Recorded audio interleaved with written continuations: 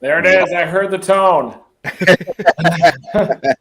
Got some butterflies going in my tummy. The tone of our people, eh?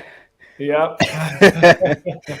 All right, so welcome to episode 10 of the PDS podcast. In today's episode, we'll be chatting with our guest about Flex Seal, McDonald's, and storm chasing.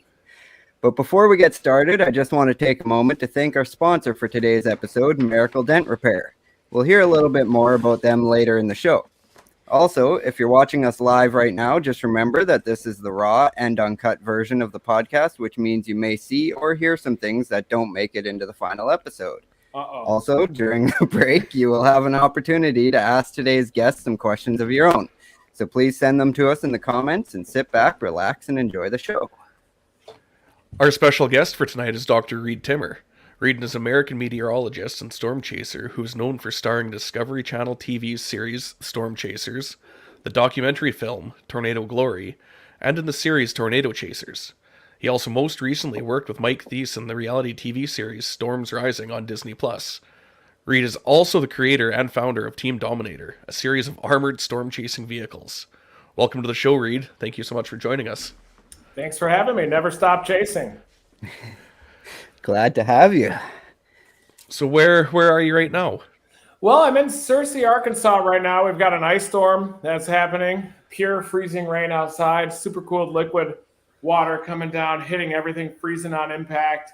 Some of the roads are a little bit treacherous too, but I think by tomorrow morning there's probably going to be close to about a half an inch of ice accrual. That's the new word now, I think, for ice accumulation. So I think there's going to be quite a bit of ice out there tomorrow morning. And then I'm going to go look for quartz crystals tomorrow down on Mount Ida. So here in the Ozark Mountains where there's a lot of uplift and everything, it brings those quartz veins up to the surface. So I'm going to battle the ice storm with my McDonald's jacket and start digging points out of the ground tomorrow. Well, at least they'll be able to see you when you're digging.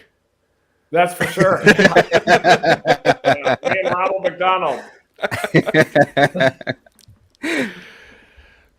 So tell us what, us and everyone that's listening, what is Team Dominator and what do they do?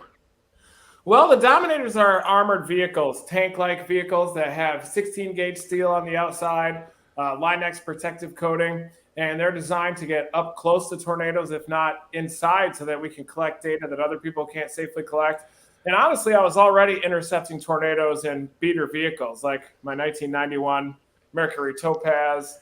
I also had a Tempo, a double hand-me-down from my sister. I had an old extended cab truck that was a hand-me-down from my dad, and I was already intercepting tornadoes directly. So it made sense to give ourselves just a little bit of extra protection out there, some armor, Lexan windows, and then we could get up close to tornadoes inside and also be a shelter for insurance purposes as well. That was kind of the main reason in addition to the science. But yeah, we've been intercepting them ever since. Now I've got the Dominator 4, which is kind of a beat-up 2018 Subaru Forester covered in hail dents. I blow the windows out 4 to 5 times every year, but still trying to intercept tornadoes and even that.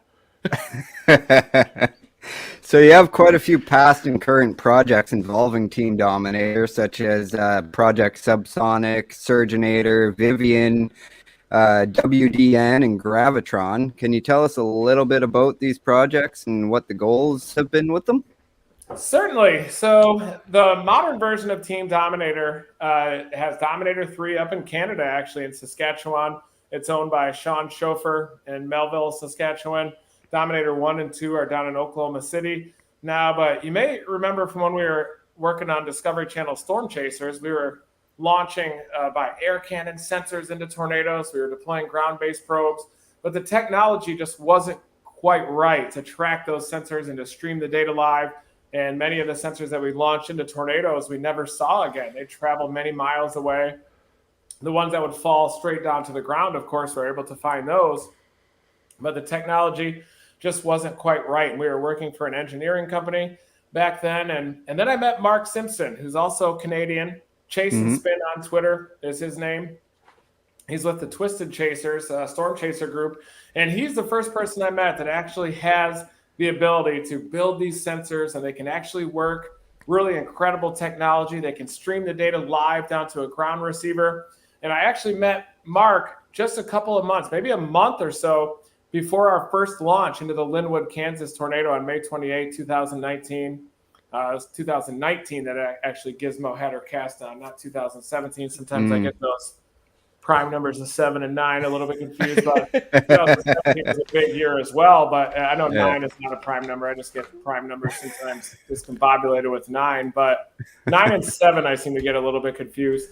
But anyway, 2019 we met Mark, and then he built those sensors in like a matter of about 1 or 2 months, a matter of weeks. He was able to build those sensors. They worked.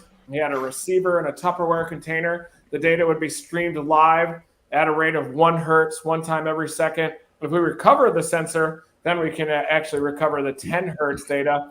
But that's our rocket launcher project. We have that massive rocket launcher on the top of Dominator 3.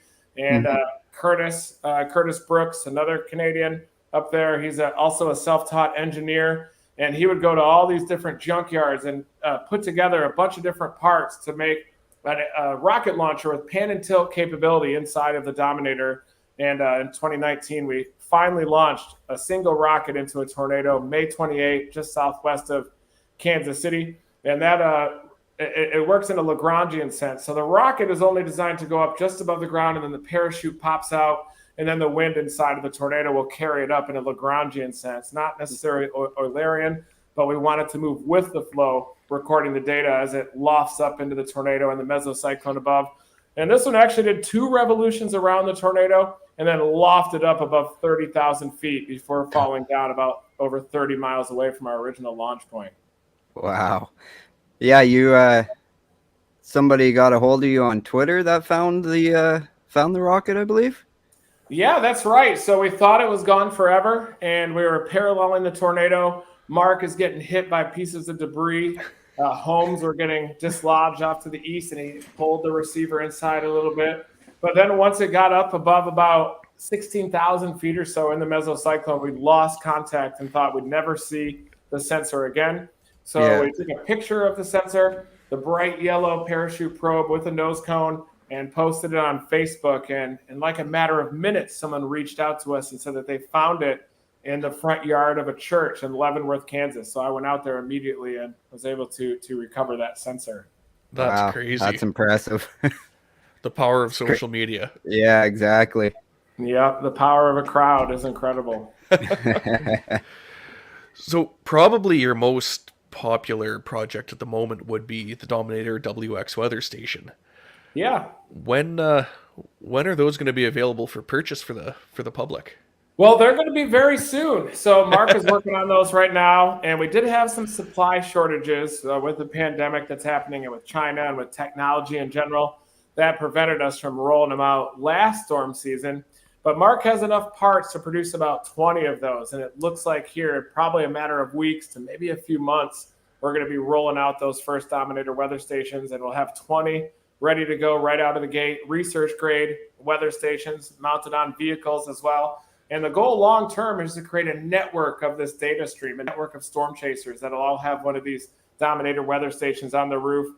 And it would almost be like a mesonet that naturally tightens around the weather systems of interest. So naturally, storm chasers, like honeybees on a flower or something, will just would like to go toward the tornado. So I think it would naturally tighten up the resolution of the Dominator weather stations. But we do plan to roll out those research-grade weather stations in a matter of weeks to months, but in time for this storm season, certainly. Mark's just building them with his bare hands. So he has all this equipment over there to build all these sensor boards with his bare hands. And, it's incredible that he's able to make all that happen.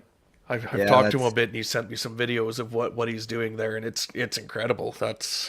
He's quite the magician, that guy.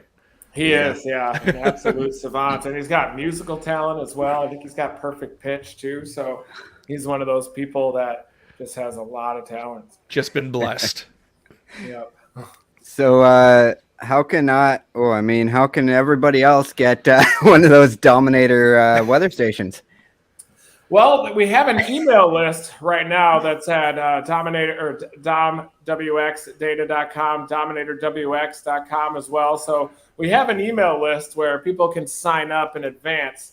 But really, we need all these parts to come. We need Mark to gradually produce the weather stations. But we'll continue to post updates as we're moving forward for this storm season when those are going to be ready. But we're going to have 20 ready to roll out, and I think we have about 2,000 pre-orders too for the weather station. So Wow. I'm terrified that we're going to set up this weather station thing, and then Mark is just going to have to be building these all the time. So I'm a little bit worried for Mark that might happen, but we could also source out some of the work to create those. He was actually trying to build his own ultrasonic anemometer last year, so he was doing crazy work with calibrating the ultrasonic anemometer. And I'm hoping that we'll have our own ultrasonic as well at Dominator WX. Nice. I think that out of China, I think that there's one company that builds all the ultrasonic anemometers for all the companies where you can purchase them. All the all the big companies. It seems like they kind of have a monopoly on the ultrasonic anemometers. So crazy thing is that I think Mark was about to bust that monopoly wide open. So they're all crazy Twitter accounts like tracking him and everything, as he was posting updates on the development of the ultrasonic anemometer, because I think that they feared that their stranglehold on that equipment might be about to get blown apart. Yeah. Wow. But that's why they're so expensive. You go to like some of these sites to get an RM Young anemometer, and they're like $4,000. Yeah. The equipment, when the parts to go into something like that is a lot cheaper. There's probably like $100 for the parts or something, and that makes a situation where only those people that are able to be associated with a university or get those big time grants through the government, only those people are able to do real science. And it seems like everybody should be allowed to do science if they're in the position or near a tornado or in position to collect valuable data. So that's our mission, is to kind of open the door for real science to everybody, not just, the head of a university or a researcher at the university that is able to get a grant. We think that everybody should have the opportunity to collect data and do science. That's awesome. I like that answer. Thanks. So are there any plans on retiring Dom 4 in the future? No plan to retire Dominator 4 except if it just stops running. So as long as it continues to drive, I'll keep chasing with it. It's kind of like an old pair of jeans. When you put on a familiar pair of jeans, it just feels good, feels right. You're about to start your day.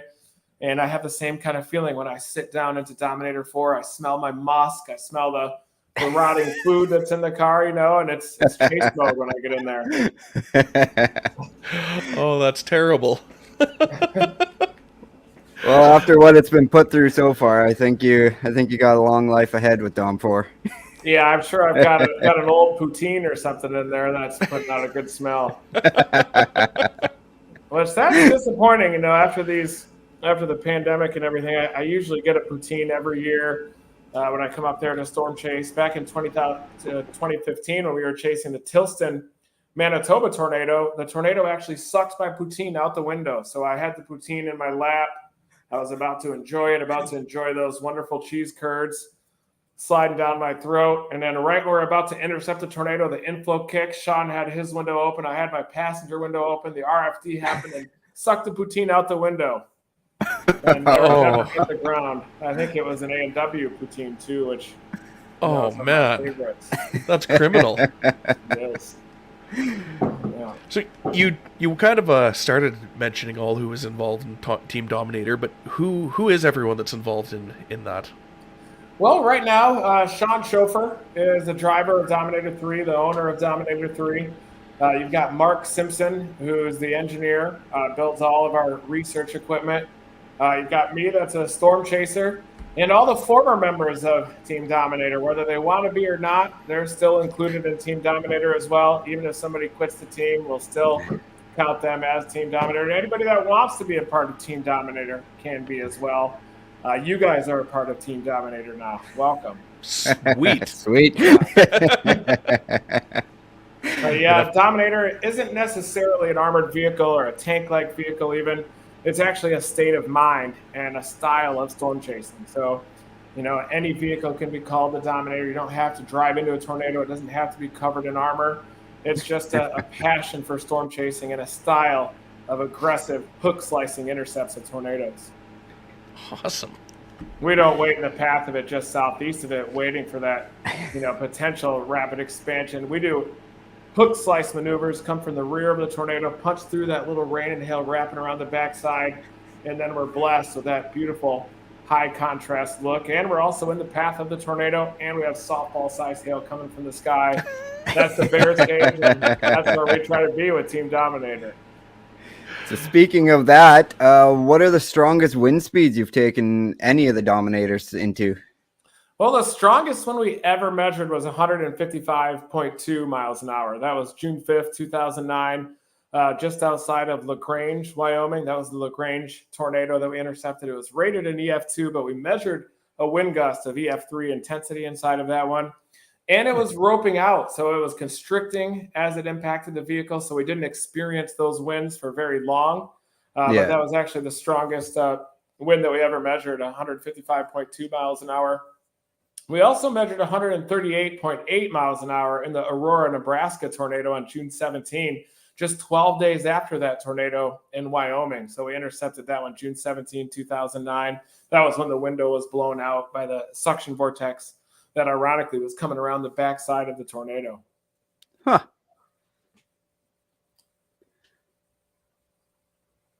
Curtis, you're Sorry, my heater kicks in the garage and it's quite loud, so I mute myself while it's running.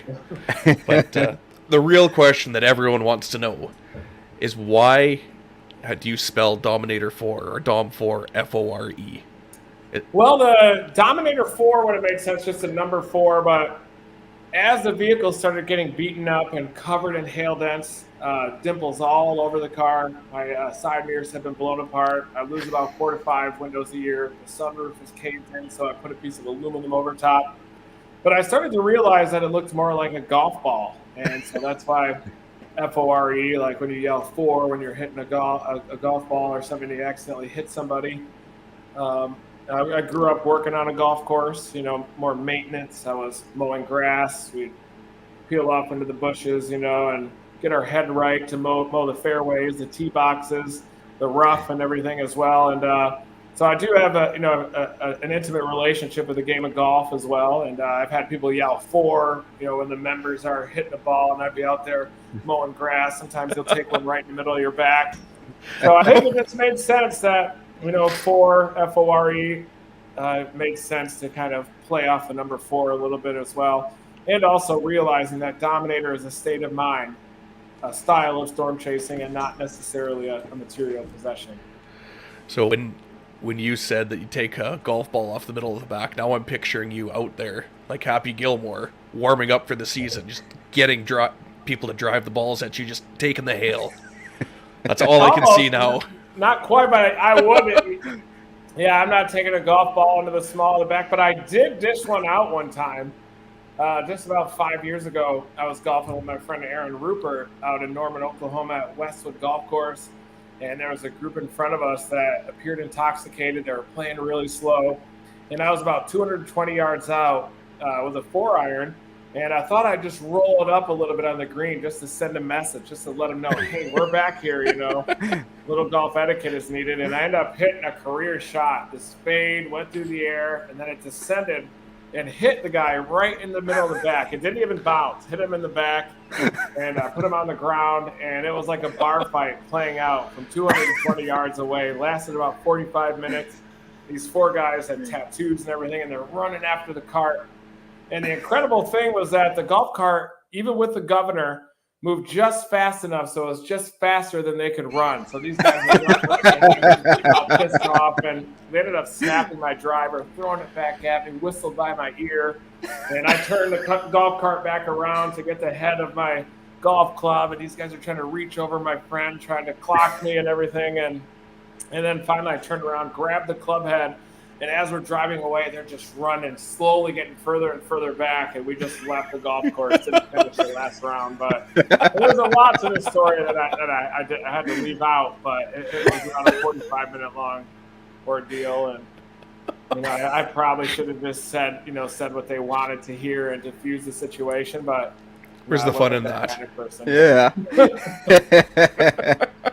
I feel bad about it, but I also don't. They were, yeah. But no one was hurt, so that's the good thing. It's most important. Have you guys ever hit somebody playing golf? I haven't, I but have my not. wife has driven a ball right into her old man's liver from about 40 yards. Wow, that's not Ooh. good. When she Especially in Canada, you guys need those livers up there. right? Yeah, she hadn't hit a ball all day, so her dad and her brother they went ahead of her, and she finally caught a hold of one and just dropped him like a sack of stuff. Wow. But no, I have not. Yeah, Me I've either. taken a hailstone into the liver before. So I was driving along in the passenger seat and had the window down, and one came right in and hit me right in the soft area, right below the ribs. Oof. That little soft area. I think that's where the liver's located. Saved your window though. It did, yeah. Yeah, I don't Silver mind. linings. I definitely don't mind losing a window or two. So what would you say your favorite feature of Dominator 3 is? Definitely the rocket launcher on the roof. That's my favorite feature.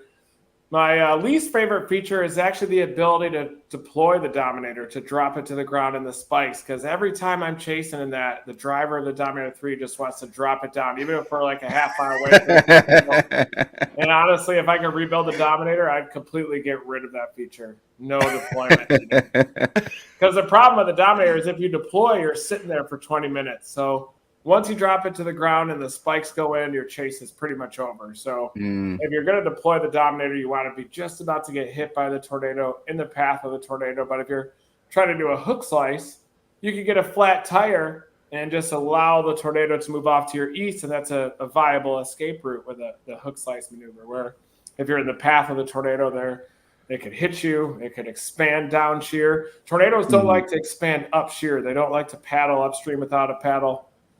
So tornadoes in general, unless it's one of those stationary ones with dramatic deviant motions like a Bennington, Kansas or something, if you're approaching from the backside, that's generally a good spot to approach. But down in Dixie Alley where they're moving at 60, 70 miles an hour, that just isn't an option down there. So Yeah, for sure.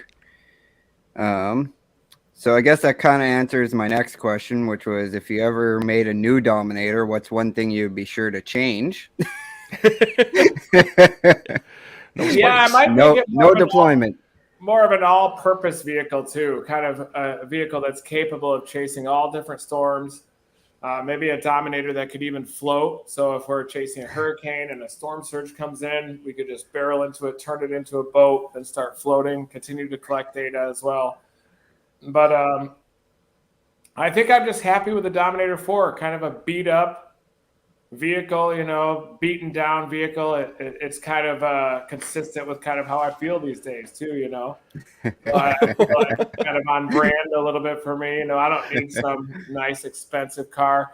I'm kind of now taking the approach to where, I don't need to own the View to enjoy it, Absolutely. I don't need to have any nice things anymore.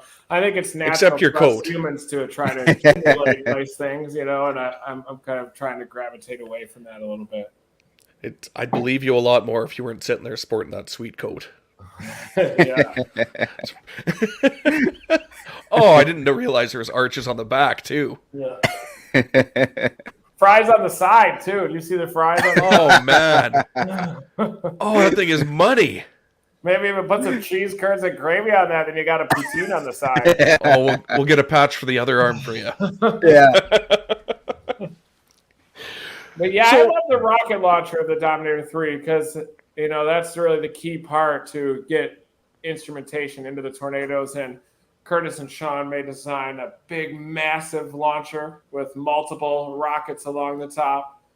And I'm really hoping we can get the band back together, get the team back down in the U.S. now that the borders are open. And Sean, Curtis, and Mark, get Sean back behind the wheel, and just get everybody down there. It's been a couple of years now, and I wish we just chased anyway, but got to follow the rules. Yeah. Stupid rules. They made it hard to get down there, that's for sure. Yeah, and hard to get up into Canada. So these last couple of years, the first time I haven't been up there in a long time, since probably 2006 or 2005. Yeah, so the first time that I missed a couple of years. But, that's just selfish. I understand that You guys get your poutine in tornadoes as well, so I don't need to sit here and enjoy it. Well, hopefully now that the pandemic, hopefully it's coming to a close and we can all meet up, hang out, storm chase, and you can see Gizmo again, Jordan, and it'd be good to get our Canadian friends back down. I just saw Tom Smetana is going to be planning on chasing down in the U.S. As well this year. Yeah, and really hoping Sean comes down. Yeah, I'm worried he's been locked up there in Saskatchewan for too long. Be going squirrely out in storm chase. He's been ice fishing lots. He has, yeah. He gets in that shed. Gets in that shed, and yeah. You guys, does every Canadian have an ice fishing shed? Most, almost, or someone that has one. Yeah, you guys do as well. Yeah. Well, I don't personally have one, no, but I know a lot of people with them. You sleep in them and everything too, right? You can. Usually that's after too many beer, but you can. So you mentioned Gizmo. What does she think of chasing and storm chasing and all of that? She loves chasing. She's been doing it since she was a little puppy, and she's seen a couple hundred tornadoes. Gizmo has. We were discussing before we went live how she had her cancer scare a couple of years ago, and Gizmo's on the doggy CBD from Honest Paws, so I give her that, and that has definitely improved her health. She has beautiful, shiny, soft fur now. She's very active as well. She beat the cancer a couple of years ago, but I was running after her, as I told you, and had to do a Superman dive and rolled on Gizmo because she was about to make contact with a German Shepherd. That actually ended up being her friend afterward. But I ended up snapping her paw. She had a little peg leg during the 2019 season, including the intercept that we had on May 17, 2019. Sean was in the Dominator 3, and I got separated from the vehicle, held Gizmo in my bread basket with the wind back behind us, and she was kind of sheltered there, and we were getting blasted by manure and wheat and everything from that freshly plowed field. I ended up getting pink eye for must have been about 2 weeks after that I had to battle my eye. I touched my eye and the thing would just blow up. It was like some kind of an autoimmune thing or something with my eyes. Also my bronchial tubes from breathing in all that manure. So that was definitely an issue. But the lesser known dangers of storm chasing. Yeah. Those fields, there's some bad stuff on fields, and like dirt, manure, the little crinkled up wheat that's in there too. I'm a little bit allergic to wheat. But that was Gizmo's intercept on foot, and she's been storm chasing ever since. She's seen about 200 tornadoes, Category 5 hurricane. She was in Hurricane Michael back in 2018 as well, and she's been close to an EF5 tornado. She's been chased debris flows. Gizmo was actually hit by a tornado in my house in Norman, Oklahoma as well. So I was on a different storm in northern Oklahoma and actually missed the one that impacted my house.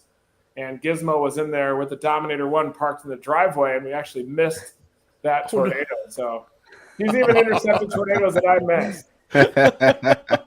She's like, I don't need you. I can do this on my own. So I see that you have a sponsorship with Flex Seal, and I saw a video of you getting your car put back together using it. So how many parts of your vehicle are actually held on with Flex Seal products now? Well, a lot. My bumper, the roof, the whole vehicle's waterproofed with Flex tape. And they've been an awesome sponsor. They're my only sponsor right now. So Flex Seal is incredible, and they're supporting our science. They're helping provide Mark with equipment so he can waterproof the sensors as well. And we use Flex tape to mount the Gravitrons and the storm surge sensors on poles and whatnot when tornadoes are moving through. And when we're able to find the sensor, the Flex tape works perfectly. But recently, when I deployed in the bomb cyclone, the storm surge ended up taking out the whole entire dune, taking out the pole and everything, and we completely lost the sensor. But the Flex tape definitely held. It's just that the pole got dislodged from the dune. But that's another project that we're working on, the Surgeonator sensors that Mark designs. And those are based on the pressure weight of the water. They're able to measure and stream live the depth of floodwaters and storm surge. And they're also able to measure the salinity of the water and other atmospheric pressure and then stream all that data live. So that's another project that we have going on with Flex Tape, and also the drone racing that we're doing. The goal is to fly a racing drone right up to a tornado, ride the surface inflow in, and then rocket straight up along the corner flow where it makes a 90-degree angle with the ground. You get rapid uplift as well, when that surface inflow hits the vortex. So our goal with the racing drone is to haul ass toward the tornado and then rocket straight up and then fly up and down the edge of the tornado, measuring data while we're doing it. Another thing we're going to try to do is just land the racing drone in the path of the tornado and let the tornado move over it so that we can measure surface pressure data and other meteorological data at the surface. That's crazy.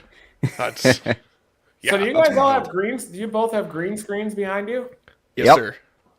So that's that software, right? Is it, what's it called, Black Magic or something? No, this is actually built right into the platform we're using right now. It's StreamYard.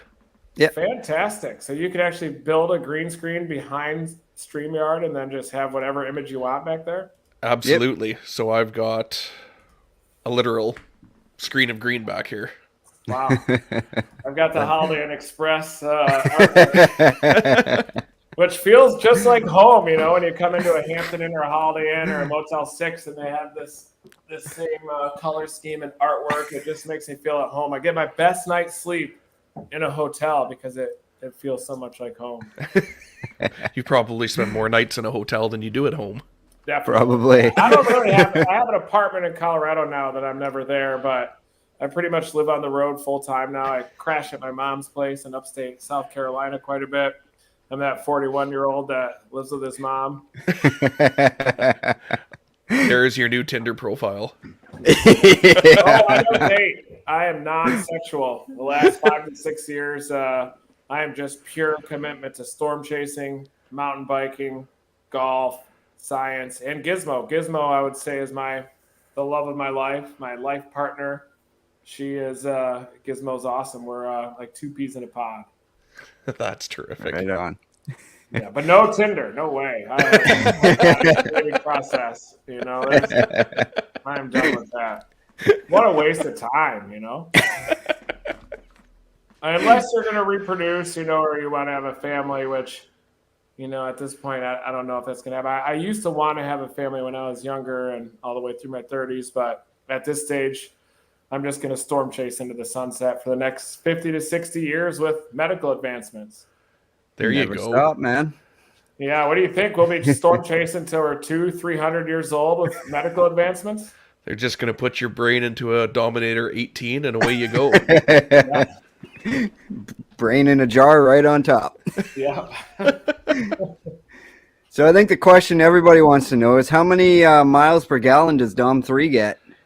You spelt that wrong. It's gallons Dominator per mile. 3 or 4. Dominator 4 does pretty good gas mileage, but Dominator 3 is a diesel, so it does better than you might think, like 12 or 13 miles a gallon. So we would go electric, but problem is I don't think there's enough charging stations yet across the Great Plains and our plains and Canadian prairies. And they're expensive, I mean. You need to figure out how to harness the lightning. Yeah. Instant charge. Light, yeah. Hey, Mark, you know your next step. Yeah, Mark, if you're watching, let's get an electric solar powered Dominator if we can. Or nuclear fusion, something like that. Well, I guess that takes us to our first break. If anybody that's watching has any questions, now is your time to ask them before we get on with the rest of the show here. So there are a few here that I've starred as they came in. Okay. Violet WX wants to know if you have a favorite storm or tornado, or the most memorable hurricane or tornado, I guess. I certainly do, and it actually happens to be a tornado in Canada. The June 23rd, 2007 tornado, the Pipestone, Manitoba tornado, which I think was obviously an F5. It was a day after the first F5 that hit Ely, Manitoba, the day before on June 22nd, 2007. And I should have seen that tornado. I was heading north and decided to go up the Northwest Passage, up through Minot and further northwest, and ended up sitting out June 22nd, the Ely tornado, or else I would have seen it by accident. That was kind of a less obvious setup. A little bit more of a mesoscale accident, whereas we were targeting the day after that on June 23rd, where all the variables were maxed out. Like the 0 to 1 EHIs were like almost double digits on that day, like 6,000 cape, 3 to 400, 0 to 1 kilometer shear, easterly winds at the surface, flipping around to westerly aloft. You had elements of the high plain shear meets traditional Great Plains, maybe not as much Dixie Alley type shear with that event, but and then we chased the storm, and it was initially relatively high based as it was moving over the Moose Mountains, but a perfectly circular saucer. You knew the thing was capable of going nuts, but we chased it for a long time as that high base storm and started thinking, wow, maybe this isn't going to produce. Went way off to the east, dropped south, turned back to the northwest. It was one of those classic high plains setups of the RFD surging way off to the east, the tornado way back behind it. So you're getting RFD even though you're southeast of the tornado. And then, bam, the first large tornado happened to the west of Pipestone. We were a little bit out of position for that one. Went north into Pipestone, and then the new circulation was forming. Perfectly cylindrical wall cloud, convective up and down, very crisp left side. One of the most textbook wall clouds I've ever seen. And you could see the rotation, perfectly laminar as well. And then it quickly put down a large white cone tornado that we were south of, crossed the road just to our west, expanded into a very large wedge, 3 vortices. And back then, people didn't storm chase very much in Canada. So, you know, I mean, maybe a handful of people. I know Dave Carlson used to storm chase back then. He was really the only Canadian storm chaser that I knew of. Back then, Pat Boomer was working the high plains up there in Alberta as well. I know there were some tours that were up storm chasing. COD was on that tornado. I know Chuck Doswell went up there and crossed that border illegally that one time a couple of years before that. They had the cone set up, and he just blasted through the border. And I think they got caught. I think he was at Tempest Tours or something back then, but they got caught on the other side of the border and got in big trouble. Of course, these days, that was way before 2001. But yeah, that was 2007 up in Canada. And then we went over to Brandon, Manitoba, and went to one of those bars there. That I'm not going to tell you what type of bar it was, but one with an island in the middle, and there's like a moat around it with everybody. And that was one of my first times experiencing Canadian beer, and you know, and everyone was out there having a good time in Brandon, Manitoba, and loved the town. I love kind of the merger of the conifers that you get with the Great Plains up in Canada as well. And you could storm chase till like 11 o'clock and still see everything. So we got on that storm like at 11:30 at night, and you could still see a lot up there. But you definitely get more of those high plains types of setups. So the easterlies at the low levels flipping around to westerly, and easterlies go up about 2 kilometers before flipping around. Just a different type of setup, but more of those high plains like eastern Wyoming type setups, eastern Colorado, except you have a lot more moisture and a lot more cape up there. So definitely love chasing Canada, love the Canadians, love poutine, but that was one of my more memorable ones that I'm certain was an F5. Bennington, Kansas is another one of those that I'm certain was an F5 as well, moving very slow, did a figure 8. Sean Schofer and I nearly bit the bullet on that one because we ran on foot out to the inflow region, had a shoulder-mounted air cannon that was powered by compressed air. The goal was to launch a sensor from the inflow of the tornado. And I told Connor in the Dominator 1 and 2, hey, come pick us up right after we launch.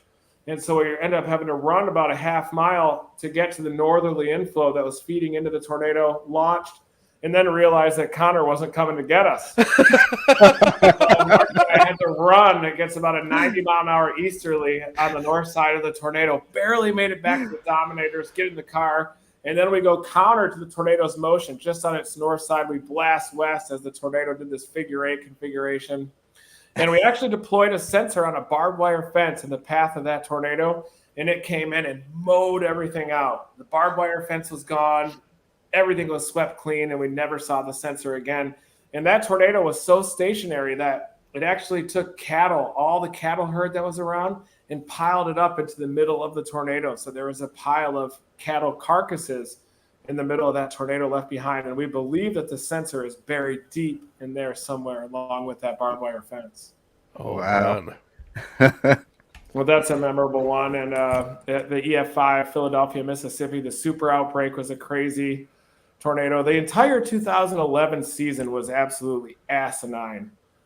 During April of 2011, over 700 tornadoes, the most tornadoes recorded in a single month anywhere on planet Earth. Usually, I think the second most during a given month was less than 300 during 1974 in April. 2004, you had in May, you had a bunch of tornadoes too, which I kind of botched that season up a little bit, except for some of those tornadoes. But definitely that 2011 was insane. And I think this year is going to be similar. I know it's taboo to include 2011 because it's such an outlier, but it's also one of the only years where you have a year 2 La Nina. You have an untapped Gulf of Mexico. You have, more importantly, the cold PDO, which is associated with the year 2 La Nina, as those cold anomalies migrate Kelvin wave propagation along the northeastern periphery of the Pacific. And then, even more importantly, you have the warm blob that is the North Pacific Oscillation, the North Pacific and the North Central Pacific. So you get that ridge a little bit further west, and it encourages the formation of a western U.S. trough. And I think we've seen it play out late fall through the winter, where you get those little short waves in the Pacific Northwest that amplify and then bottom out in northern Mexico and eject really quickly. 2011 was similar to that, where you'd be chasing in the Texas Panhandle, then you'd be in Mississippi, then you'd be in North Carolina 3 days in a row as that system ejects. You have a consolidated jet stream due to La Nina instead of a split flow pattern. But I think that the El Nino-like patterns that we see are more related to warm water being in the subtropical Pacific and even along the PDO horseshoe. And I think that encourages those split flow patterns, whereas the subtropical jet will just hammer the base of those troughs and cause them to deepen a little bit too early and cut off. And that's why you get a lot of flooding rainfall in the southern plains, and you have an energized subtropical jet like that. So instead of just not even acknowledging 2011 because it's such an outlier, I try to look at it as from a meteorological perspective. I know we're probably not going to have a super outbreak or the most active April in history, but I do think that the troughs are going to follow that pattern, where they start off as short waves in the Pacific Northwest, amplify, bottom out across northern Mexico, pick up a stout elevated mixed layer, and then eject it across a warm sector. I think we saw that on December 10 and 11. We saw it on October 10 and 12. We saw it in that event in November when Purdon, Missouri was hit. Had a day off in Oklahoma. Then you had Beaumont, Texas going nuts. Dixie Alley's been active December 10 and 11, January 31st, or December 31st, January 1st. Just recently here, the Sawyerville tornadoes, these lower end outbreaks that are overperforming. So I'm looking more at the shape and the evolution of the upper level pattern, and then try to relate that to the sea surface temperature climate in the Pacific, which is thankfully conveniently located upstream of North America. Wow. That is a lot of information. Yeah. Just I kind of like the climate system and all that, which even though it's a lot of information, it could very easily be inaccurate too. So. But if you say it with authority, you're good. Oh, yeah. When you say it with a McDonald's jacket, it makes it right. That's right. So the Nader Chaser wants to know if you've ever been struck by lightning. No, I haven't. I've been close many times, but I have not been struck by lightning. I maybe caught a streamer off of one. But as far as I know, I haven't been struck by lightning yet. I like that, as far as you know. From what I remember. Yeah.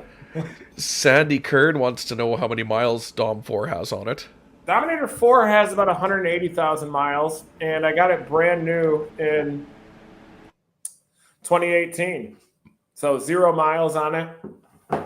And sorry, I got a little bubbler here in the tummy.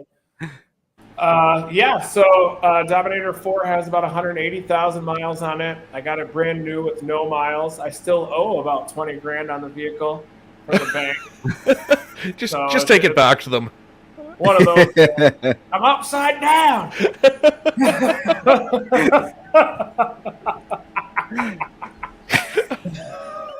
Man.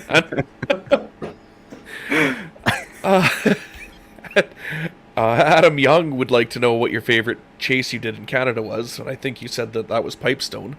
Yeah, Pipestone, but second favorite, Tilston, Manitoba, certainly.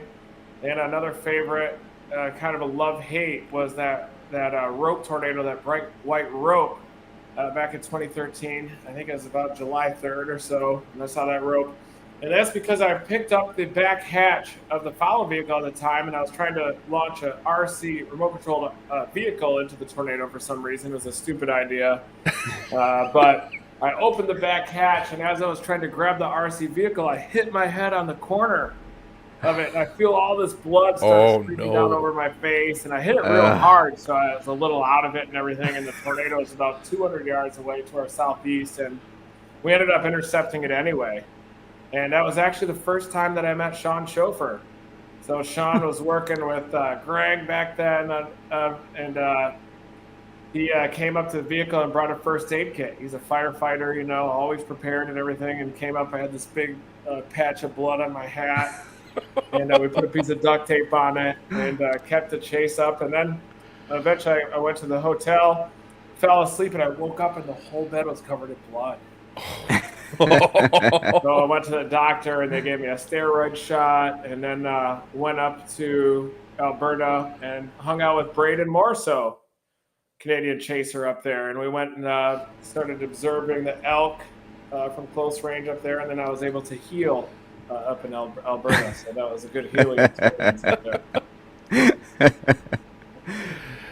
there. Sydney Shive would like to know, she is majoring in meteorology, and she'd like to know if you have any tips about getting through all the math and science. Well, the key is just to get through it, and your passion for meteorology will help you get through all of the math and the science. The science is a little easier. The math can be a little bit more difficult. But if you're the kind of person that hates math, or you think you're not good at math, it's probably the fact that you had a bad teacher back in the day. If you have a good professor, a good teacher of math that's passionate about it, then everything will click and you'll have a much better experience. So if maybe you're not happy with math, don't shy away from finding a different teacher as well, or somebody that, you know, is more passionate about teaching you math as well. But the key is just to get through it. You got to memorize all the equations and everything. Meteorology is pretty much all about memorizing the equations that supercomputers will solve to predict out in the future for storms. But you know, once it does click, it's a beautiful thing too, and you realize that mathematics are more of a language that describe motions in the atmosphere that you can see with your own eyes. And once you start solving those problem sets and you arrive at a solution that works, it can definitely give you a sense of accomplishment. But once you get through all the math, you have your degree forever. You probably won't have to revisit those equations again, but you do understand generally how they work, and then you can just allow the supercomputers to solve them. But don't be shy about changing professors. If you're having trouble in a class and you're really trying hard to learn and everything, it's probably that professor that is half-assing it. Excellent. Shane Armstrong wants to know what the tornado sounds like when you're inside one of the Dom machines. Well, it sounds like a really loud waterfall. So a tornado has very strong winds. There's a lot of small water droplets that are rubbing up against each other and everything.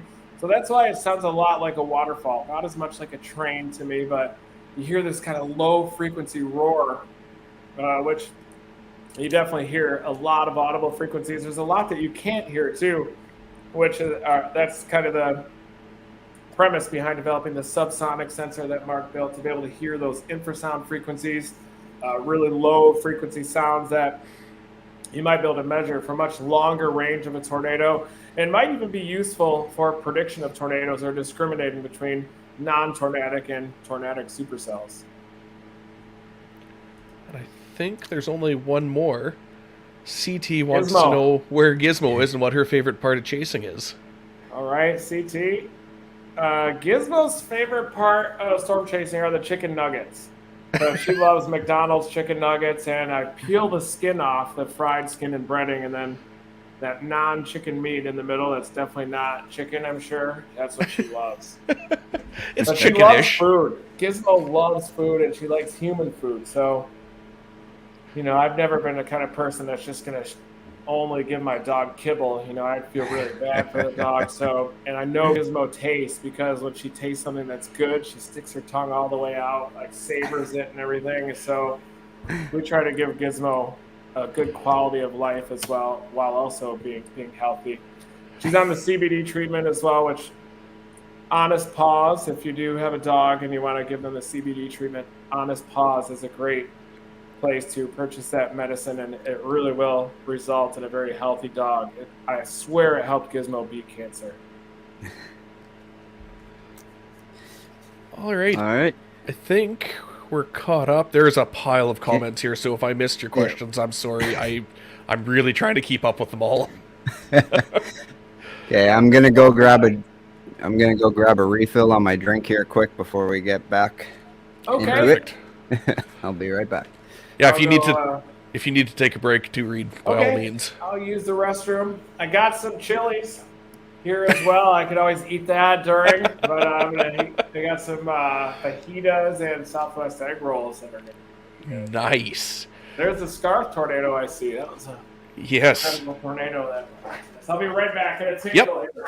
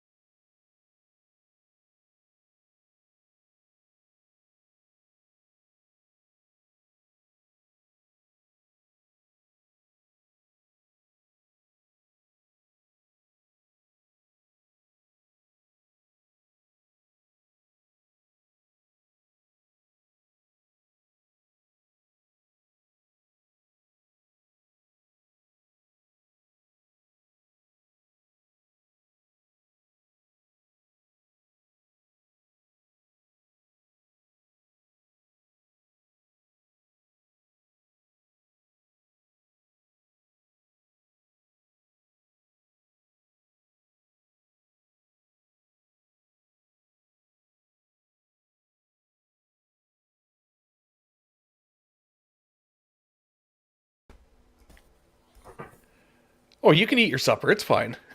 Oh no, I'll wait till after. I'm gonna microwave it and infuse some medicine into it. Perfect. Yeah, we've got 2 more segments here. We've got the 21 questions and then the trivia, and we'll let you go enjoy your supper. Okay, yeah, no worries. This has been fun. I think the Good trivia is going to seeing be you right up your alley here. It's fast food trivia tonight. Love hearing the Canadian accent too. I really miss it. I grew up in Michigan, actually. That was relatively close to Canada, so we kind of have a hybrid accent. That's yeah. I'm not even gonna. I don't have the even though I was in Oklahoma for 20 years, I never lost the Michigander accent. My sister, on the other hand, developed a Southern accent in like 2 months of living down here. Oh, that's awesome. All right, we'll hear from our sponsor here really quick, and then we'll get back into the show. Hail damage. It can happen at any time, and when it does, bring it to the hail repair specialists at Miracle Dent, because dents are what we do. Our paintless dent repair process maintains your original factory finish with no repainting or parts to order. You'll have your vehicle with its original factory paint back in no time like it never happened.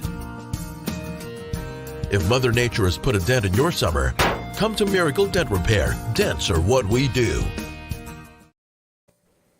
Perfect sponsor for Dominator 4. Absolutely. I meant to make that connection after the first sponsor run, and then I forgot, and then now you're running it again, and I could bring it up there and see if they could pull some of those dingers out.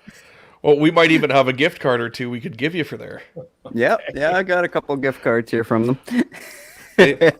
I would love to see the look on their face when Dom four-wheeled in the parking lot. Yeah, I returned some rental cars back in the day after completely destroying them. One in eastern Wyoming in 2018. I was driving up after the tornado, and I was still probably 4 miles away when it first touched down, and I got a flat tire because I was driving on this crazy road, canyon road.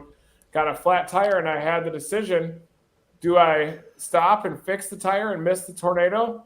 No, you don't do that. You drive on the rim, and then you intercept the tornado. So I just kept driving, blocked it out. You know, it totally evaporated the tire, and I'm driving on the rim when I finally got up to the tornado. Hook slice maneuver, softballs going around. The tornado started wobbling back toward me. And then it hit the town of Federal, Wyoming, just northwest of Cheyenne. And there was a man that took shelter, and he came out of his shelter. He had 2 Siberian Huskies. And I also ran into softball-sized hail, blew some of the windows out, dented the whole entire exterior of the vehicle. And then I let him take shelter in the car, of course, and the Siberian Huskies just destroyed the back of the car. Just shredded the interior and the exterior. Eventually, he helped me put on a donut tire as well, and I ended up driving it back to Denver. All the windows blown out, donut tire, like back of the car shredded. And I pulled in, and they were clapping. They were standing in a circle around, and everybody was clapping when I returned it. And they had a bunch of hail around the area too, but it was obviously the worst damaged car they had ever seen. And they were laughing, celebrating. And I realized that the people that check in your vehicle and the employees of the rental car company, they don't care whether it's covered by insurance or not. They just appreciate good damage. They just like seeing it. Just witnessing it.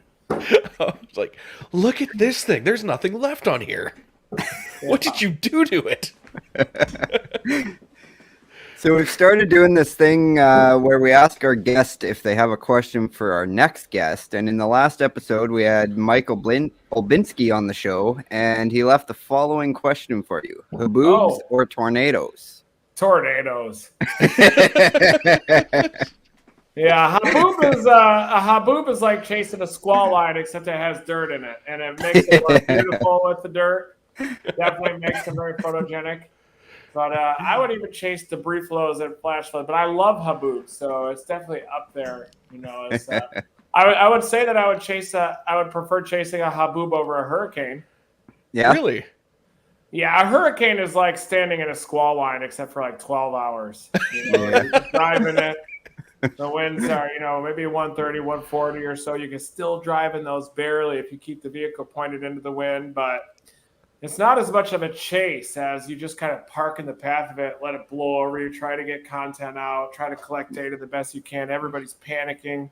Most people evacuate. The people that stay behind are a lot of times crazy people, crazy storm chasers, corrupt police officers, all in one group. And it's more about the human element than it is about the meteorology with a hurricane chase in a lot of ways, which I think is great and everything. But tornado chasing then is the pure chase finesse game where you're trying to get close to the tornado. You're trying to anticipate its next move.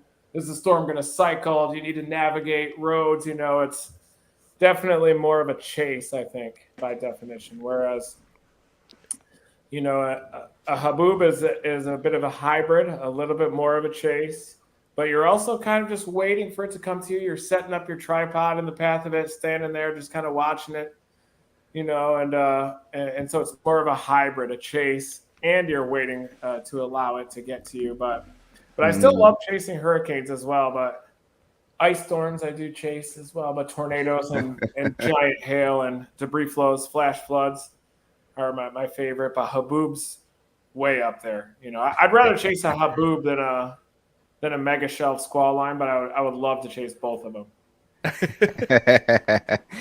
So our next guest is going to be Jessica Moore, and do you have a question for her? Yeah, do I have to come up with it right now? Nope, you can let us know later. Okay, but I do have a question right now. Do you think that it's got to be related to NFTs, I would think. Probably. Yeah.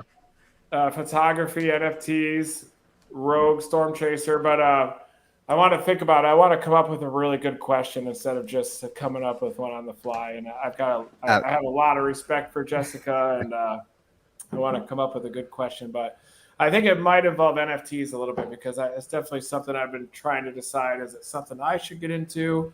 Is it something where I should take a photo of Gizmo and roll out a Gizmo line? Is it something that maybe isn't for me?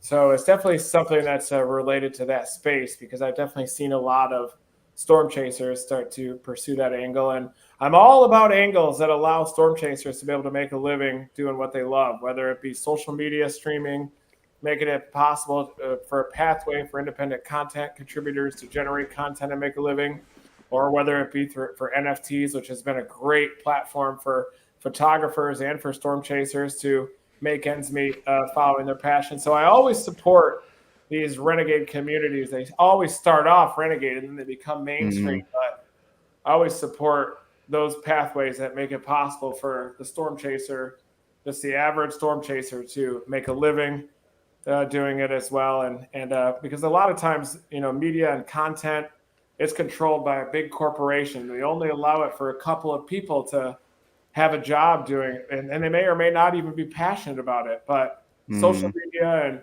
has opened the floodgates to allow anybody with a passion or talent to possibly even make a living doing what they love. So that's why I love the NFT space. I love social media that's made it possible to really allow us to take advantage of our independent spirit and make a living doing what we love.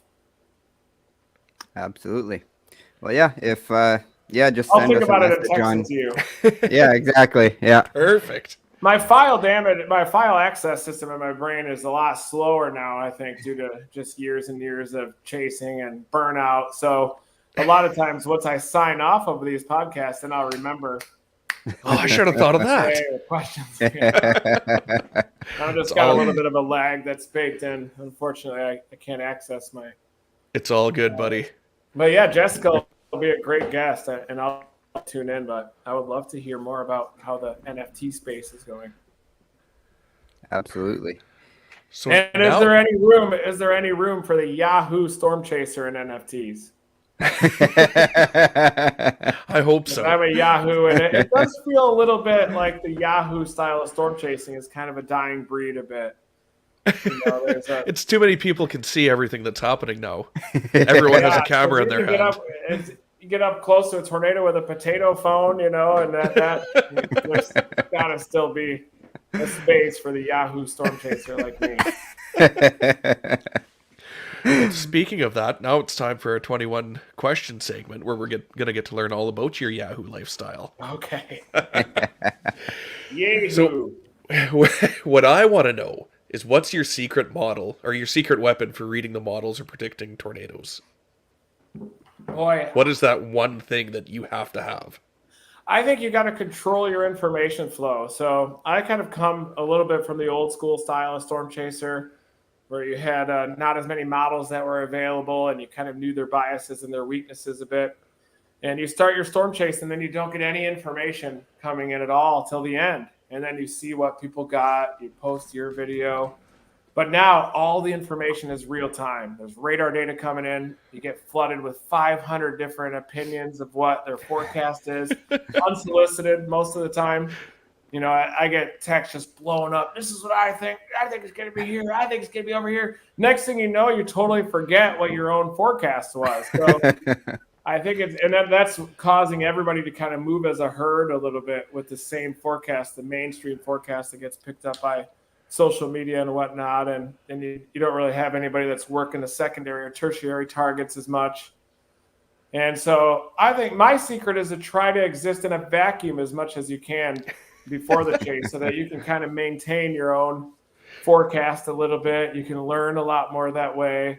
And filtering information, I think, is the key to being a successful storm chaser these days, because there's so much information come in. You just get discombobulated and have no idea what your original forecast was. Eventually, you even forget your name, and where the tornado is, where you're located. And so my goal moving forward is to try to control the information flow and try to exist in a vacuum the best I can until the storm is intercepted, and then resume summer camp. Everybody meets up at Applebee's. We share our stories, share our forecast in hindsight, how it worked, how it didn't work.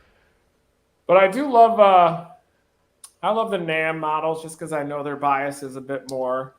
There's always a new model and a new update these days and something new that's wrong. And so it's very difficult to stay in tune with the model biases as well these days, and to even have a favorite model because there are so many different models, so many different tools these days. It sure seems like models are getting less accurate with time, especially in the medium to long range.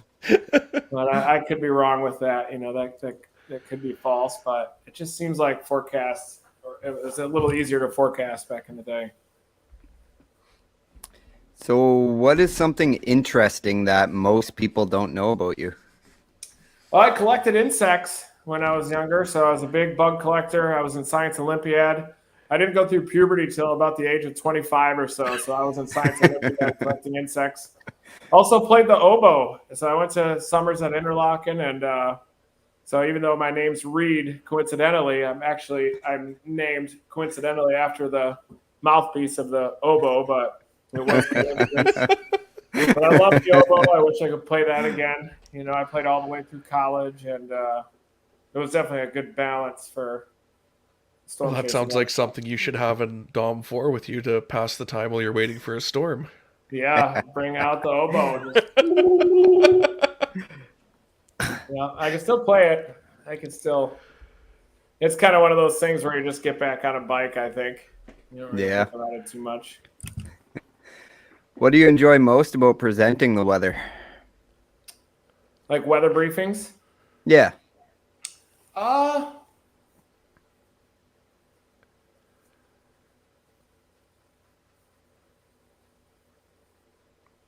This is when he's accessing the data. Yeah, I like It's buffering.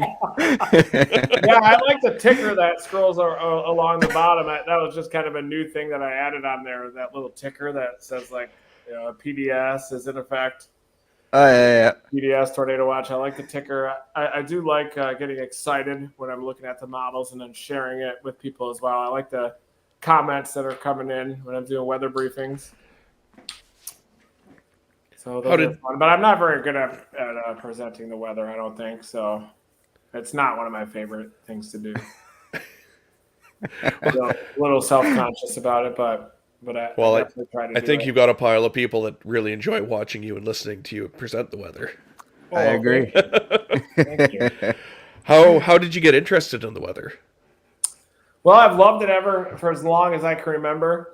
And my first tornado experience was when I was about 5 years old, and my dad was pulling us in a wagon to go catch minnows.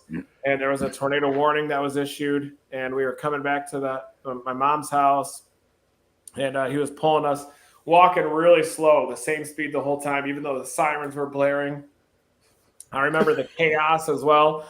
The newspaper delivery man would often ride his bike with no handlebars, and he's just hauling ass with not holding onto the handlebars, just zipping out one of the driveways. So I remember that happening, everyone fleeing the tornado. My mom stuck her head out the window and just started going nuts. Get back here, tornado warning, just flip it out.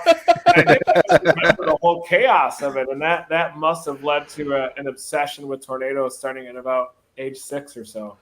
Oh, that's awesome. 1986. And then, of course, a Twister happened, and that was not late 90s. I had already had some storm chases under my belt when it started, but the whole Twister thing, just ramped up the stoke factor about storm chasing. Just realizing that, holy cow, there's actually a career path where you can follow your passion of observing and intercepting storms. I'm not as passionate about the physical sciences, honestly, and the mathematical. I wasn't very good at meteorology. I just loved it so much. I was better at the life sciences and insect collecting and bioprocess events. And just kind of pure memorization a bit more, but I decided to follow my passion and go into meteorology.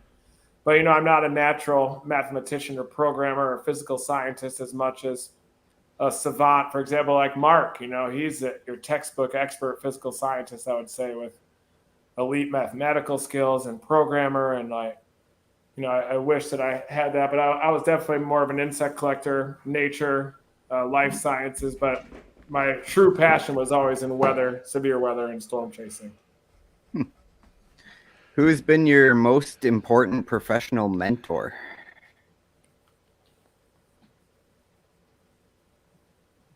I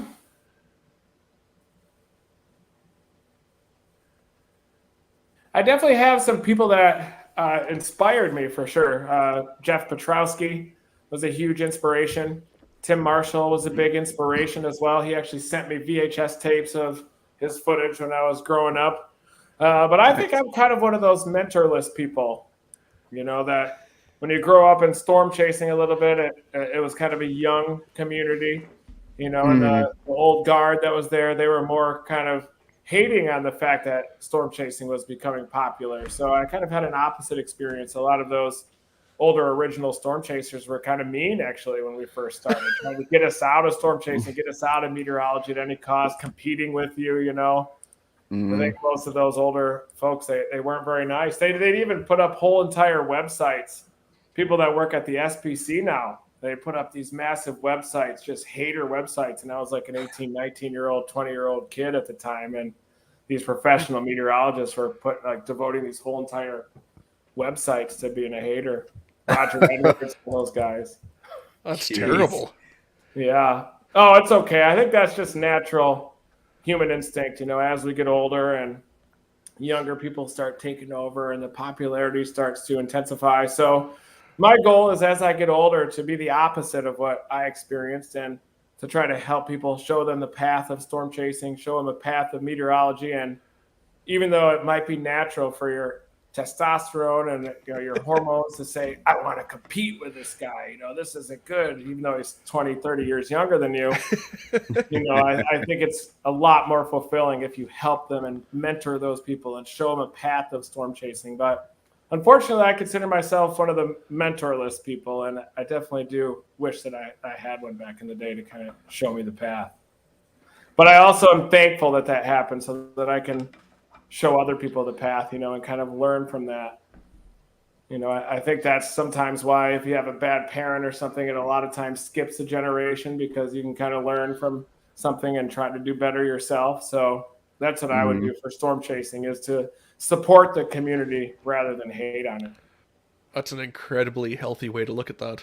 Absolutely. You have to force it, though, you know, because it's not a natural way to be. I feel like some of these older people, they still want to steamroll you and compete against you, and ego, you know, is a big issue. And so you got to sometimes put that aside and try to show people the path more so than anything. And then I think it'll be a much more fulfilling existence when you have to pass away. Absolutely. Never stop chasing. So what has changed the most since you started chasing? Well, the popularity is incredible. I mean, there are tons of storm chasers out there. The technology has changed dramatically. The advent of social media. When I first started chasing in the late 90s, we had to pull over and go to libraries. You get a library card at every little library town. You look at information, you find your target, and then you leave that information and then drive to where the tornado is happening. Now there's a continuous flow of information coming in, a need for continuous updates to even stay afloat. If you're working for an AccuWeather or working for social media, you got to keep real-time updates, if not stream live nonstop. And it's exhausting, but that's the way that things are now as well. So, you know, but boy, has it changed dramatically over the last 25 years. And I'm sure that the people that were kind of ending their storm chasing career when I was beginning maybe felt the same way. I would think. So what did you do as a job before you got into storm chasing? Well, storm chasing's been my full-time job since 99, I would say. So it's been my full-time job since then, but I still worked at a golf course, mowing grass, tee boxes, cleaning clubs. Growing up, that's where I worked in the golf course business. And then over the summers, early college, I would come back and mow grass as well, and got fired actually because of storm chasing. So ended up blasting all the way to Nebraska from Michigan, storm chasing, and then came back, and pretty sure I got fired then. But the key to storm chasing is you have to work like 5 or 6 different jobs at the same time too, because yeah. So you're always working that many jobs, and you get fired a lot. You get new jobs. You got to keep a lot of burgers on the grill. Like sometimes when I'm out storm chasing, I'm doing ASLIs for AccuWeather. I'm slinging reports for Ryan Hall, y'all. I'm posting to my social media as well. I'm doing sponsor stuff, flex tape videos that I have to edit every day, 3 videos a month, 10 lives a month. You know, I had a tour company there for a while. I was doing speaking events nonstop. I was doing like probably 50 to 100 speaking events a year there for a while, and sponsors and commercials. And then in the end, you still break even. If you're lucky. Even with all that work. Truly something you need to love. So that being said, what would be your biggest challenge you've experienced as a storm chaser, or while you're storm chasing? Paying the bills, definitely, and staying afloat, not getting audited by the IRS, and definitely the storm chasing itself. The drives are definitely a challenge. Eating, you can't really eat healthy on the road, so that's definitely a challenge. Dealing with the people, working with friends. Friends will be the first people to backstab you once you're doing something good. So I've lost dozens and dozens of friends over the years, and I blame myself a lot for that too, because working with friends initially can be a struggle. So lost a lot of that, and kind of gained insight into how we truly are as humans, which we really, all of us really probably aren't that great, but People suck. yeah, I mean I do too, so what can you do? But I think if I were to go back, I don't think I would work. I don't know if I would work with your friends and stuff. I think I'd probably just work solo my whole entire life. But to accomplish anything great, you need to have a team of very talented people working together. And the hardest part of storm chasing is keeping that team together. Because eventually, people in the team are like, well, I could be doing this myself much better. Well, I could be making this much by myself. And then eventually it starts to unravel, and tear itself apart at the seams. But that's probably been the most difficult part, is maintaining friendships and teams through all of this.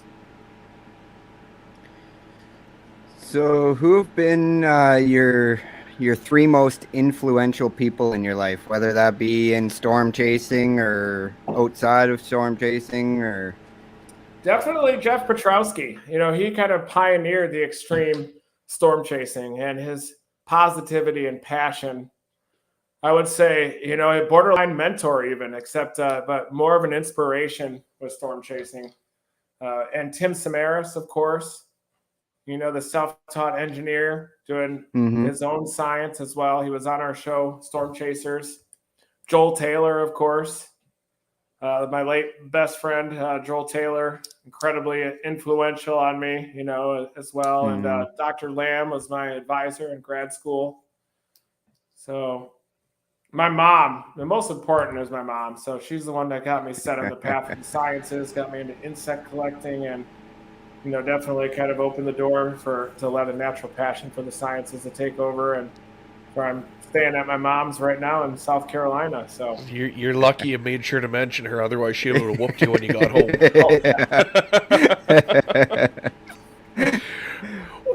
When you were a kid, what did you want to be when you grew up? Storm chaser. Yeah, always a storm Really? chaser. Yeah. That is, not too many people can say that they're actually doing what they wanted to as a child. Yeah. Yeah, I always wanted to be a storm chaser. You guys too. Yeah. Well, True. as a kid, I don't think I did. I was terrified of storms as a kid. But Well, there's a fine line between fear and intense curiosity. Very fine I think it was line. probably about 10 before I started to enjoy them. But at 5, I'm pretty sure I was scared. No, I was probably afraid of them at 5 too. What's your favorite state or province to chase in? I love chasing Canada. Saskatchewan, definitely in Canada. It's just a beautiful place. Saskatchewan is awesome. I haven't Jordan. seen the most tornadoes there. I've seen all the tornadoes in Manitoba. My second favorite state, I love all the states though. I love Dixie Alley down here for what it is.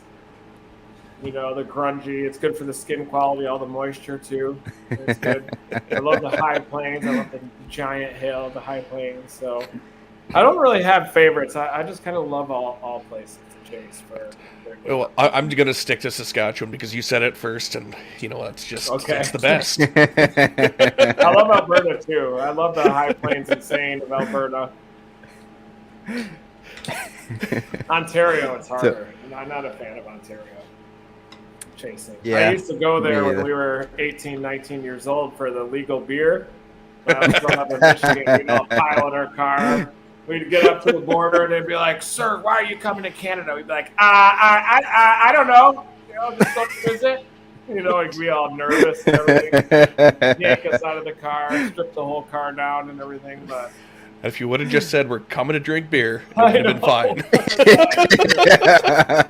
The guy that would drive, Josh Moxley was his name. He would always just show his anxiety. His face would turn all red, start stuttering and everything. His hands were shaking on the wheel, even though there was no reason to. It was just something with going across that border when we were younger. Crossing the border can be scary sometimes. For sure. I do it quite often for work, and it still freaks me out every time I do. Yeah. Nothing in the vehicle. I know I'm doing nothing wrong, and I'm still my anxiety is through that the... they can say no. They can just be like, no, you're not coming in. It's just the prospect of that, I think, is what makes it fearful. Yeah, absolutely. It's terrifying.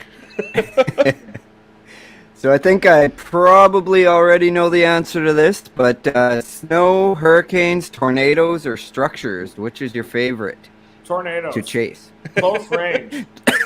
That's what I figured. Range. But I enjoy the structure as I'm driving toward it. Absolutely. I don't own a tripod. No? Really? No, hell no. I never will own a tripod. So you probably don't stand still long enough to use one. No, I've never believed in the concept of a tripod. I've kind of been against it.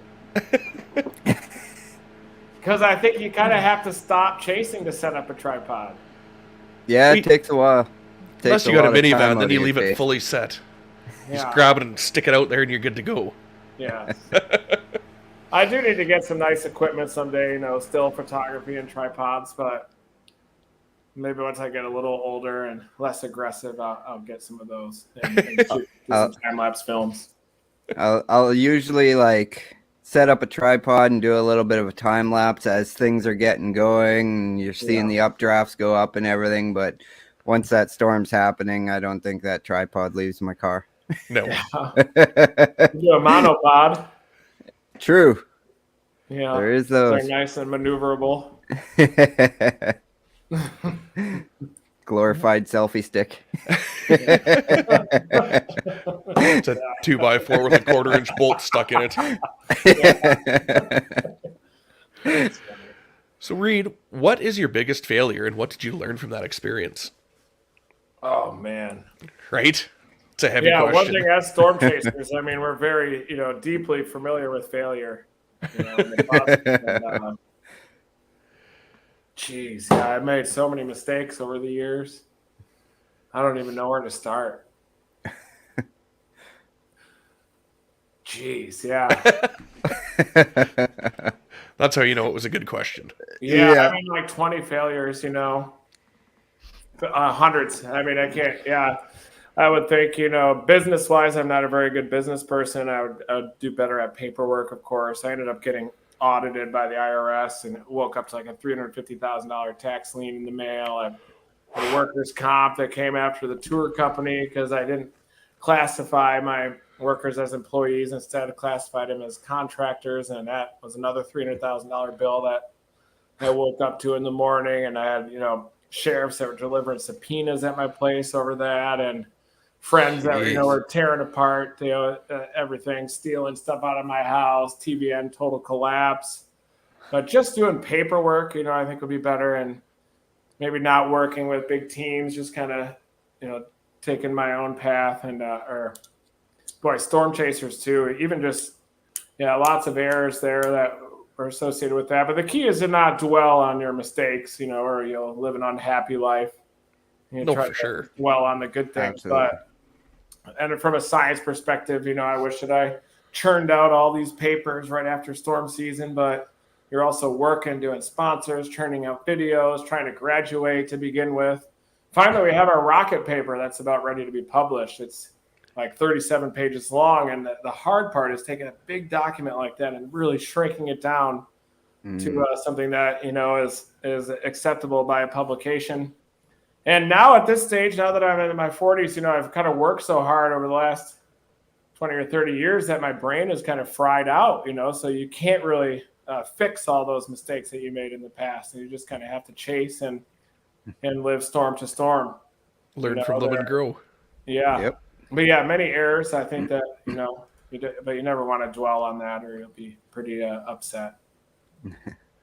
Right there, Chi T says, yes, learn from and grow. All Learn the busts, man, I've had tens of thousands of busts and, situations where I drove all the way up to Canada and didn't see anything. And I've had beater vehicles that have been trashed, and I've had a divorce, failed marriage. Obviously, I wish that I worked better on that. So, yeah, I mean, never stop chasing comes with a price.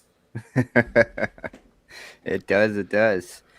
So, looking back at all the amazing weather events you've covered over the years, which one stands out the most to you, or is the most important to you?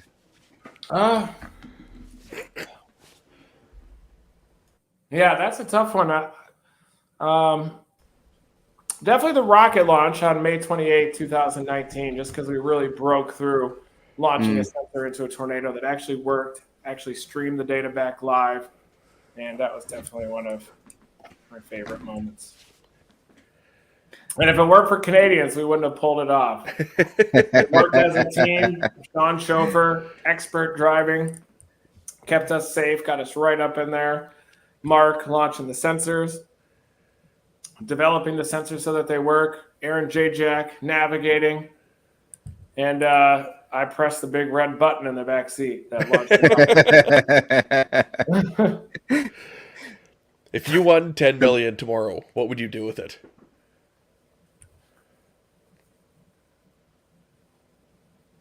Dominator Flive. Probably parlay it into some really low cryptocurrency or something and buy an NFT. Buy one. Buy one of those Bored Ape NFTs and then put it on my Twitter profile. No, I wouldn't. I would donate a lot of it, honestly, to feel better about myself. And I would take the other half and maybe build another Dominator, mass produce some sensors, accelerate the Dominator weather station process, and create a Web3 space for storm chasing, whether it be, numerical models in 3D or a platform for a 360-degree tornado video, something like that. I hope you win $10 million.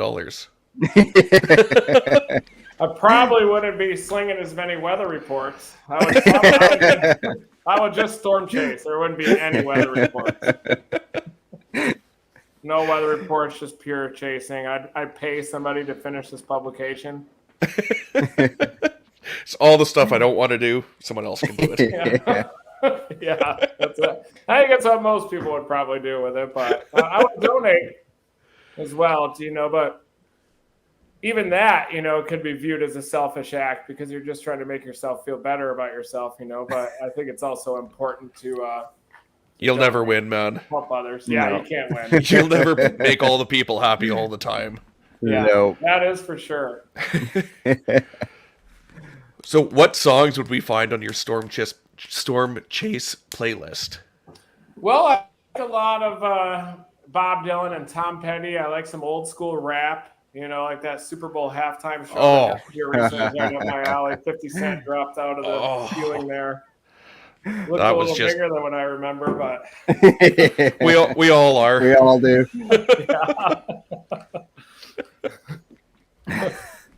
yeah, I was good at some of those. would be Especially out after there. COVID. Yeah. And some top 40. I like the top 40 as well. And so I'm starting to get into the new music too. I've been chasing with the Captain Vanover, the world champion drone racer too. He's like 22 years old. So they listen to totally different music. It's totally different. It's like, All those TikTok viral hits. kind of, yeah, I think. I'm banned from TikTok. All right. I've got one more post I'm banned. Right now, I'm view only on TikTok until February 25th. What? Oh, wow.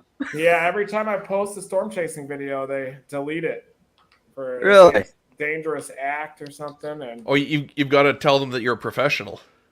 but then sometimes they'll retain them and I'll appeal. They'll allow them to be up. And like one video where it's obviously very dangerous and they allow that. And then another video where I'm like 10 miles southwest where they're like, whoa, this is a dangerous act. So there's no consistency in the platform at all. And Oh, Yeah. I'm actually thinking about boycotting it. man. You heard it here first. they're already throttling a community that's already hurting, you know? I mean, geez, just give us a path. Garrett Beverly says apparently you can eat Tide Pods, but you can't show storm chasing videos. Yeah, there's a lot of dangerous stuff Isn't on that the TikTok that truth? gets through. I mean, even just driving down the road is more dangerous, you know, technically than storm chasing. So, you know, I think that the people that run the platform for some reason just have a personal vendetta against storm chasing. Not sure what it is. I mean, we're already kind of bottom of the barrel, you know. And, Just kick us while we're down. yeah. We're just a passionate community, that's all. So this one might be a tough one, but what is your favorite piece of equipment in your storm chasing arsenal and why? Well, I love the gravity wave sensors because they're relatively easy to deploy and you can still collect valuable data from them. The gravity wave sensors. I love the Dominator 4 also. And I love this new jacket. And the Flex tape, of course. I was hoping you were going to say that. Yeah. Yeah, I'm not sponsored. I wear this because it's a nice jacket, you know, and I like it. You know, I wear it in public. I have more confidence. You know, when I wear this jacket, I feel more confident and I feel better about myself. So I'm going to keep wearing it. McDonald's, if you're watching, hit up Reed. I'll eat McDonald's anyway. If you could be remembered for one thing, what would it be? What would you Never want to stop chasing. That's it. be? Perfect. Perfect. Yeah. That's it. You know, I don't need to be remembered for anything except that. Never stop chasing. I love it. Yeah. What is one piece of advice you'd give to somebody starting out as a storm chaser? Well, the hardest part is getting to the target and showing up. It's important to show up, but the obvious advice that I have to give is know what you're doing first. Go with somebody that knows what they're doing. Attend a Skywarn training course. I kind of learned the wrong way. I just got in my car and started doing it and nearly got myself killed the first probably many years, including being underneath the overpass on May 3rd, 99. And you can actually learn faster when you go with people that know what they're doing as well. So just get out there, start learning, watch a lot of videos. There are a ton of online resources these days, so you can become an expert in forecasting. And some of the younger generations that are coming up are better forecasters than many meteorologists that I know, just because of the information that's so readily available to everybody out there. So it's an awesome thing to see, and get out there, start doing it, start learning, do it safely. Of course, unfortunately, I can't recommend the path that I took just because of insurance purposes. I guess I might get sued. Not that I have insurance. I definitely don't have insurance at all, but you know, and some of the universities these days are kind of throttling storm chasing a little bit too. But you know, if I could give advice off the record, the hardest part is just to show up on a storm. You got to get out there and storm chase, but go with people that know what they're doing, and then you can learn faster and survive. That's helpful. Perfect. Find a mentor as well. You know, I think there are a lot of storm chasers that, you know, maybe would be favorable mentors now, especially because maybe when they started storm chasing, they were met with gatekeepers or people that were a little bit less willing to show them the path forward. So there's probably a lot more mentors that are available for younger storm chasers that are getting into the field. And I would also recommend having a side plan, meteorology, going to school for meteorology, and kind of have a backup plan just in case. And you can always proceed with that plan and storm chase on the side and grow storm chasing on the side until it reaches a level to where you could do it full time. And so the key is to be patient as well, but work really hard. But, you know, at the same time, it's possible to have a job that may not be storm chasing, but grow storm chasing up until you get it. And so that's kind of the key, because right now with storm chasing, you basically have to work multiple jobs at the same time to really make ends meet. There are people out there that are doing it. And I'm thinking that as Web3 comes up, there's going to be a lot more paths forward for storm chasers, because the weather industry is huge. Everything depends on weather. Everything depends on content as well, kind of the last form of human expression. And storm chasing is such an art form in itself. It's almost a final form of human expression as well. Not only the art form that we're generating, but the actual process, the hook slice maneuvers, the positioning southeast to get the beautiful structure, the penetrating hail cores even, and keeping your vehicle pointed into the wind is an art form in lots of ways. And the video that we collect out there is science as well. So, I think that we need to broaden the definition of who's actually doing science and realize that even just collecting videos of tornadoes and any weather phenomenon is an incredible aspect of science and data collection. Mm-hmm. So what year to date has been your most successful? 2011, definitely, in terms of the number of tornadoes. I had a feeling that was coming. Yeah, 2016 was a good one, but I was kind of juggling trying to get married and a relationship at the time, so I missed a lot of those tornadoes as well. And 2007, 2003 were big years. 2007 was bookended by the Pipestone, Manitoba tornado up there.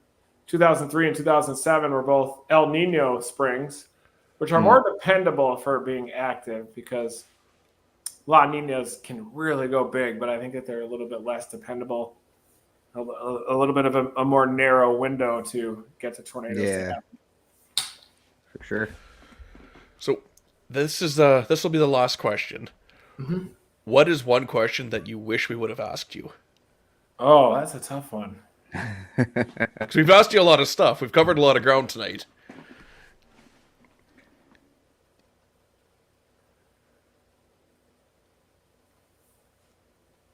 Man, I don't know. You guys asked a lot of good questions.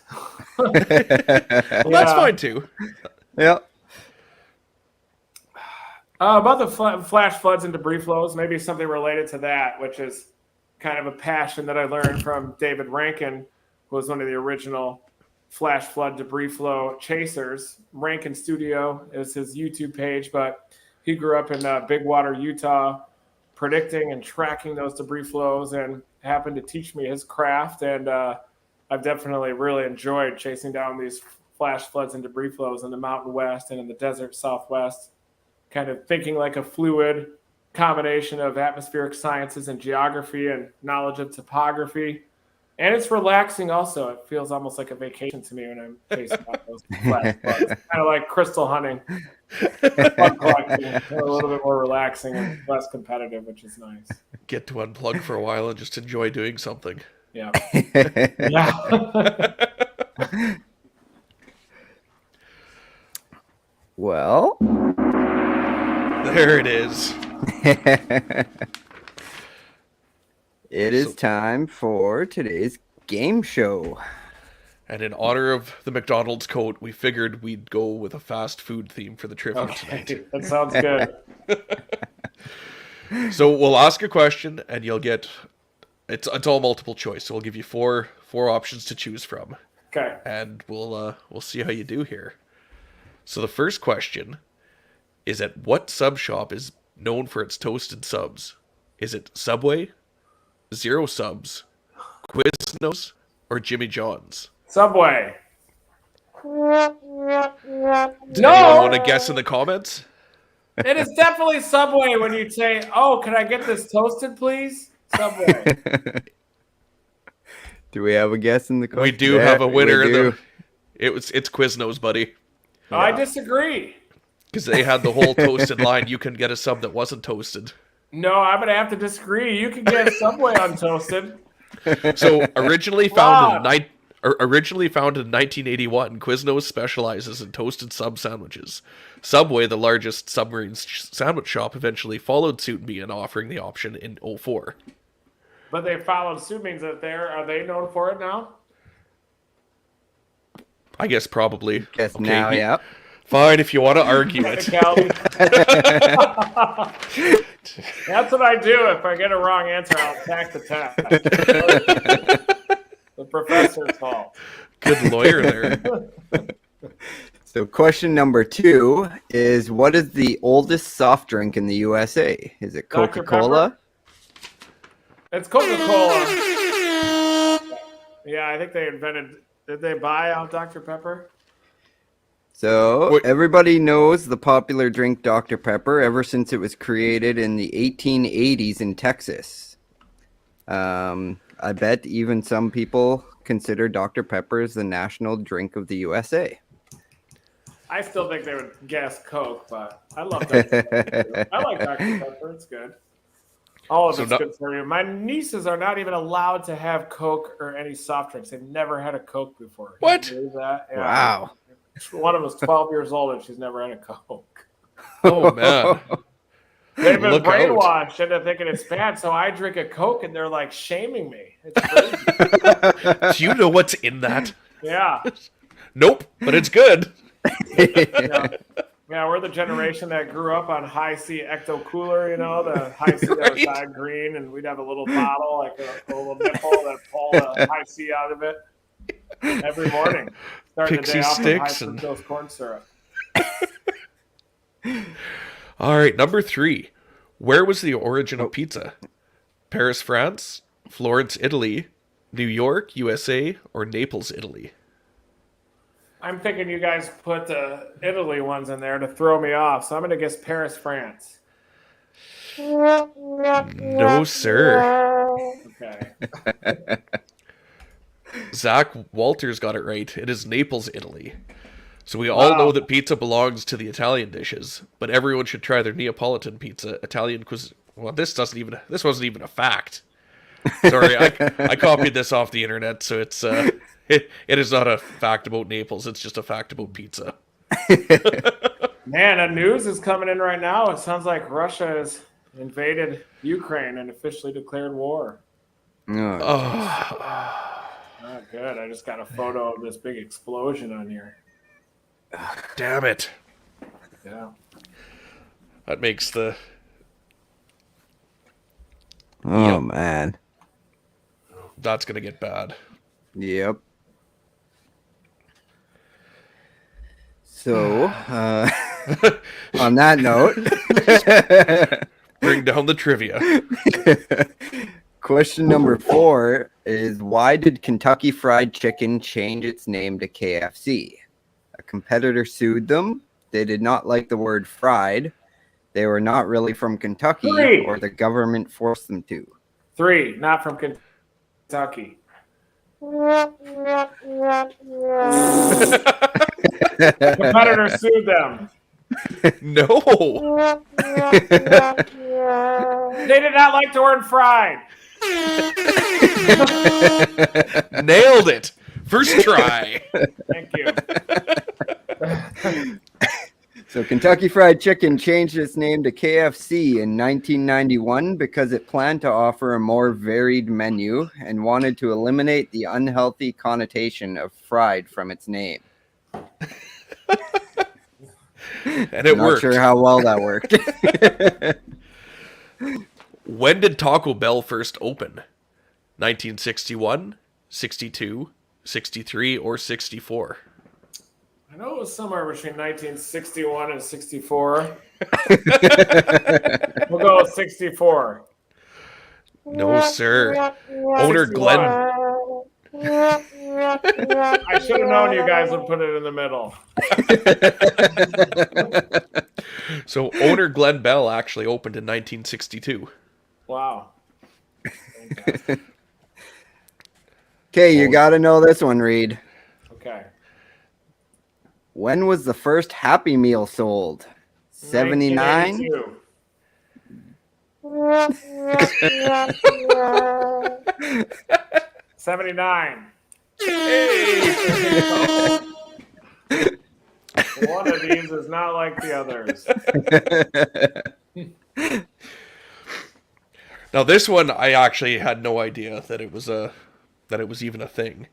What fast food restaurant was first envisioned during a figure skating competition? Was it Buffalo Wild Wings, Blimpies, Raising Cane's, or Brahms? I'll say Blimpies. That's kind of a northern sub shop. No, sir. All right, I quit this thing. I'm out. I quit. It was actually Buffalo Wild Wings. I quit. I'm gonna eat my supper. I'm done with this game. You got 3 more, buddy. You're almost there. You think the sour cream's still good? Oh, yeah. Absolutely. It is vacuum sealed. It's not real cream anyway. So, what was the first Starbucks drink ever? A large black coffee, a cafe latte, a caramel macchiato, or a green tea latte? Can you believe these are supposed to be Southwest egg rolls, and it's like a whole roll? Usually, you're supposed to chop those up. That's crazy. I've never seen a whole roll. I would say black coffee. Black coffee. So I threw that in there just to get you. Okay. Caramel macchiato. You're dancing on the edge. Okay. Cafe latte. All right. Let's grind through these. All right, you got two more. You got this one. Okay. What fast food was literally founded in a broom closet? Papa John's, Dairy Queen's, Subway, or McDonald's? I'll go McDonald's. Oh, dude. I'm just guessing at random right now to get to these fajitas. It was Papa John's. It was actually founded in 1984 when Papa John Shatner knocked out a broom closet in the back of his father's tavern and sold his prize 72 Z28 Camaro to purchase $1,600 worth of used pizza equipment. Wow. That's crazy. Right? That's good to know. Last one. Who invented deep frying? The French, Egyptians, Americans, or the Brits? I'm going to say the Egyptians. I would guess that it came from a long time ago. Finished strong. There we go. Finally. Got it. 2500 BC. Yeah. When did Applebee's open? Let me ask you guys a trivia question. Which one? The one in Regina? 2 weeks ago? So, Reed, where can people find you on social media? Just Reed Timmer Acu on Twitter. There it is. Reed Timmer on Facebook. You can find us on there. So I would suggest not finding me on TikTok because I'm about to be banned off of TikTok. Awesome. And you can follow us on our social media on Twitter. It's at the PDS Podcast. You can follow Jordan at Manitoba Storm Chasers on Facebook, Twitter, and Instagram. And I'm at 706 Photos everywhere on social. Please subscribe to the show in your favorite podcast app. And if your player lets you, leave us a review. That really helps us jump up in the standings. And become a supporter on Facebook for the chance to win exclusive merch and prizes. And don't forget to head over to mbstorm.redbubble.com for your Storm Chase apparel needs. Make sure you tune in for episode 11 live on March 8th with special guest Jessica Moore. And thank you again to Reed for joining us tonight and for everybody who watched us live. Thank you guys so much. Thanks, man. Appreciate it, everyone. Have a good night. It's an absolute honor being on the